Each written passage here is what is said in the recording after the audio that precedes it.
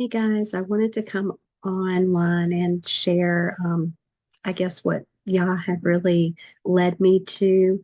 And it's about feeling alone. And, when you're walking in this way, a lot of times you do feel alone. Maybe you have left your fellowship and you've left the traditional church and you've lost, and you're getting into this way, and some of your friends that you've had for a long time have now left. And so you're feeling alone and very lonely walking this path. And, to be honest, that's something that I've struggled with. Um, because I tend to be an introvert and I don't, I'm not out there talking to a lot of people. And so that really is difficult for me to a lot of times meet new people.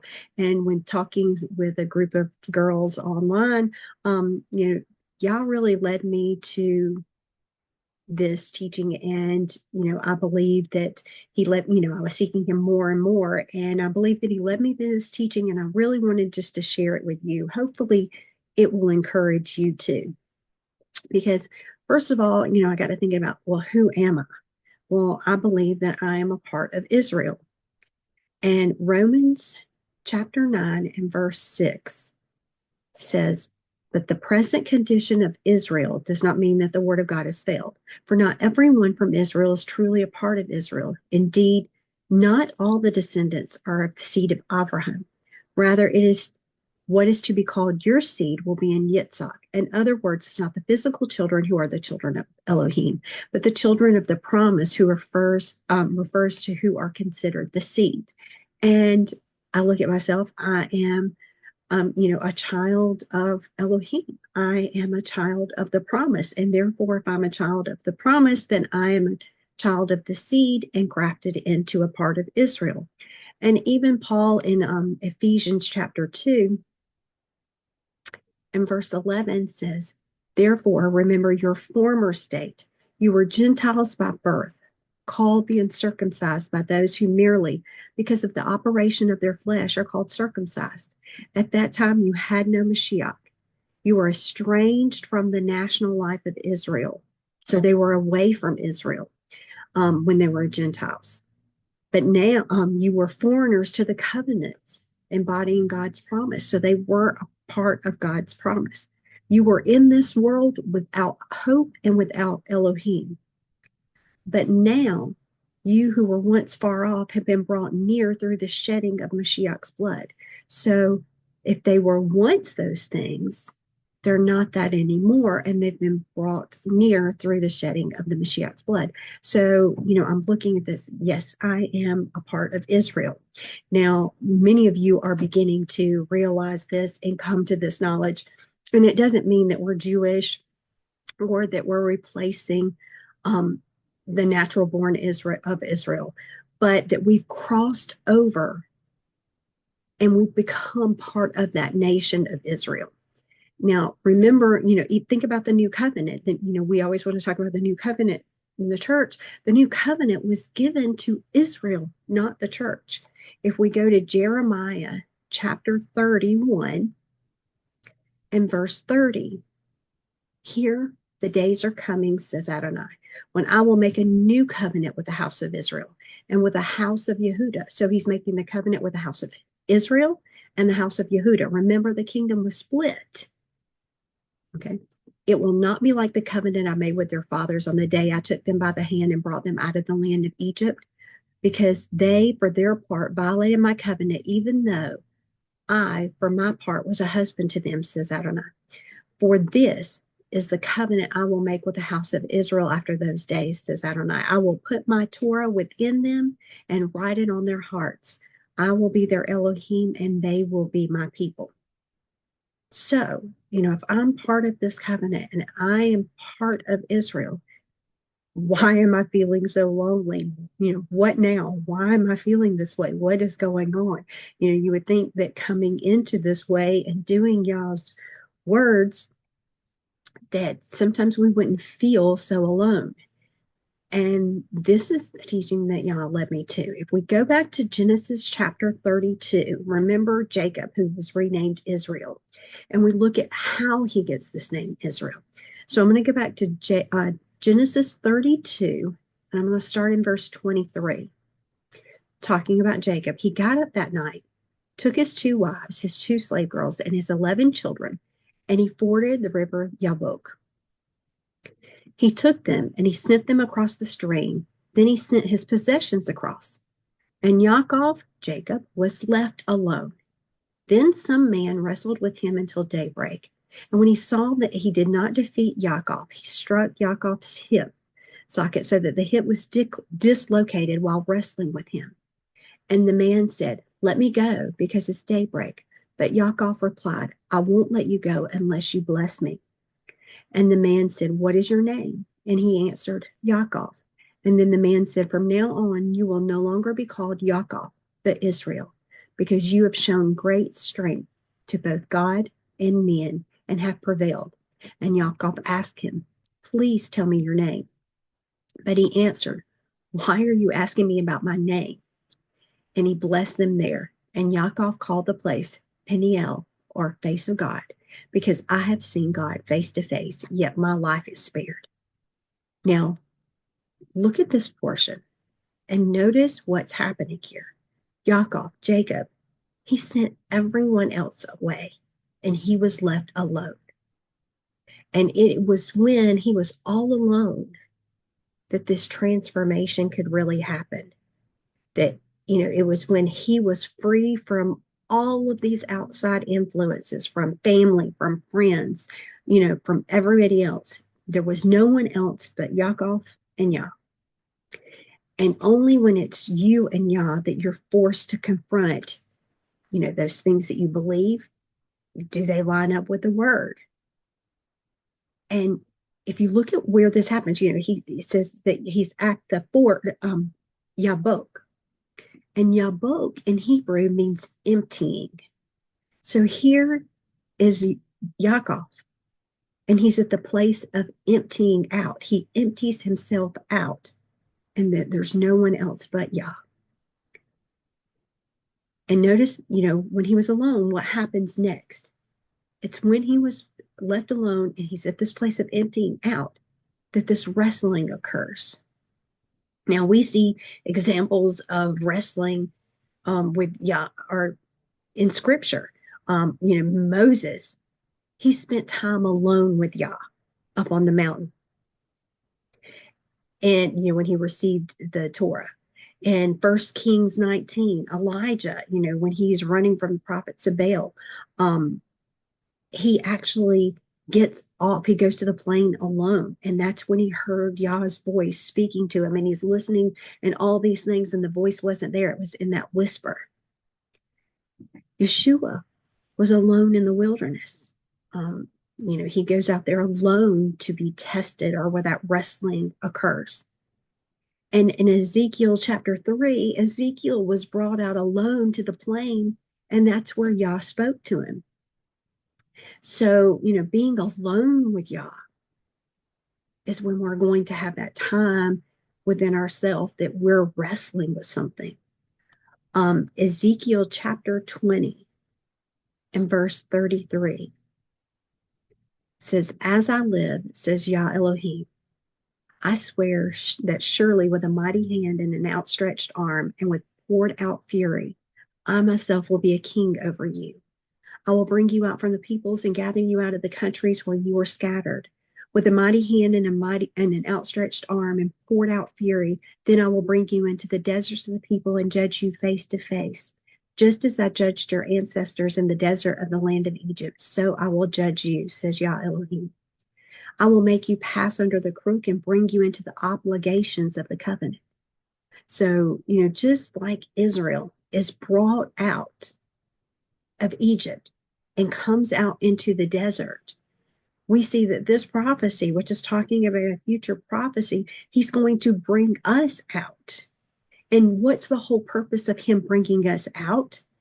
He says in verse 37 that I'm going to make you pass under the crook and bring you into the obligations of the covenant.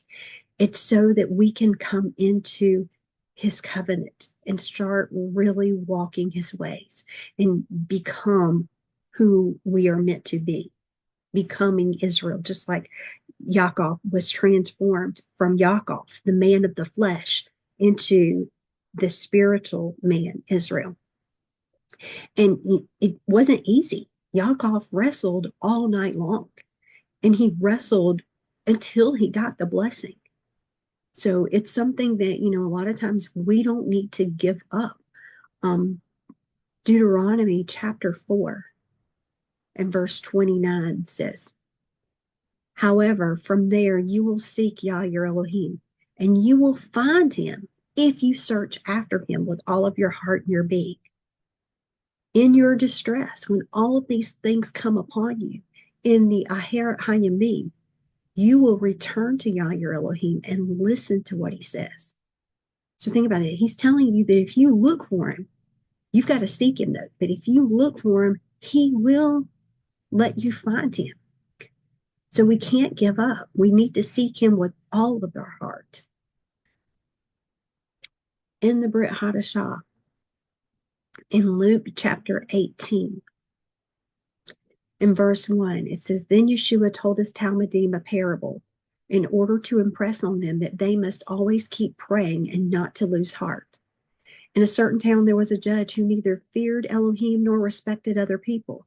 There was also in that town a widow who kept coming to him and saying, give me a judgment against the man who is trying to ruin me. And for a long time he refused. But after a while he said to himself, I don't feel Elohim and I don't respect other people. But this widow is such a crazy woman. I mean, she is such a pester. Look at what she's doing. She's a nunnik. I will see to it that she gets justice. Otherwise, she'll keep coming and pestering me until she wears me out. So this woman, she persevered. She kept on until she got this judgment. In Jeremiah chapter 29 and verse 13, he says, when you seek me, you will find me, provided that you seek me wholeheartedly, and I will let you find me, says Yah. Then I will reverse your exile, and I will gather you from all of the nations and places where I've driven you, says Yah, and bring you back to the place from where I exiled you. So if we keep seeking Yah, we will find him. And just like Yaakov, if we keep persevering, and his name was changed from Yaakov to Israel, and Israel means striving with El. That's what Yaakov wants. That's what Yah wants us to do.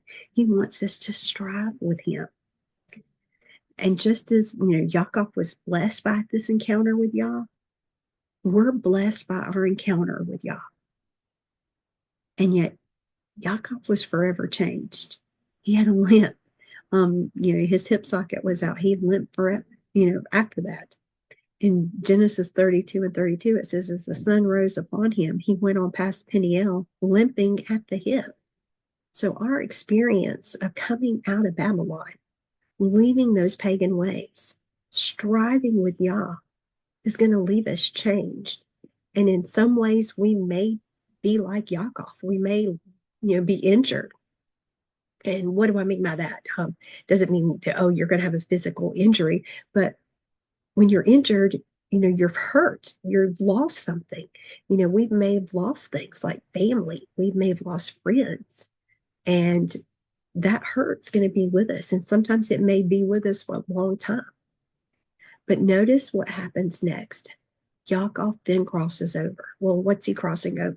Well, if you look at a map where this is taking place, the Yabok is actually like a tributary that comes off and goes to the Jordan River. So he's actually crossing over the Jordan River. And just like us, we are also crossing over. We're crossing over out of this pagan lifestyle into a lifestyle of following Yah and doing his commands. We're crossing over into an understanding that we too are Israel and that his ways should be our ways. So as I was going through this, he really, impressed upon me and looking this that, don't shun this process.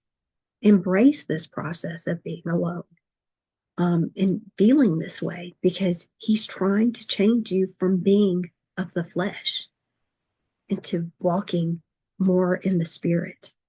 and worship being not only, worship being a true worshiper of one who worships also in the spirit. So don't return to that Babylonian system that you came out of just to satisfy your longing for fellowship. Take this time when you're alone and you have nobody else to fellowship with. Take this time to fellowship with Yah. Spend time with Him. Learn from Him. Let Him be your comfort during this time of isolation or this loneliness. Use this time to reflect on the things that maybe you need to refine in your life. And that's what I'm doing, is what are some things that I need to refine in my life, and to take strength in His word, because there's a journey that lies ahead. And let that good shepherd, let Yeshua, Yah, let Him lead you on that path. And could it be really that the reason that you are feeling this way, that this isolation, this loneliness, this during this walk, that Yah is doing it for a reason, that it's a reason from your transformation. And one last verse I just wanted to read with you and share is in Isaiah 43. In Isaiah 43 and verse 1, it says, "But now this is what Yah says. He who created you, Yaakov, He created you. He who formed you, Israel. Don't be afraid, for I have redeemed you. I'm calling you by your name, and you are mine." And so, that just, hopefully it just ministers to your heart like it did mine, that, he's saying to me, He created me. Yes, He created me, this fleshly man like Yaakov, but He's changing me. He's forming me into being more of a person that's walking after the Spirit, more like Israel. So don't be afraid of it, because He's redeemed us. And He says, I'm calling you by your name Israel, and you are mine. So hopefully this is a little encouragement for you, like it was for me. And, if you are feeling lonely, if you are feeling isolated, know that you're not alone. There are others out there like us that are going through the same thing. You're welcome to share a comment in the comment section, but I, too, just wanted to give you that encouragement. So hope you have a great day.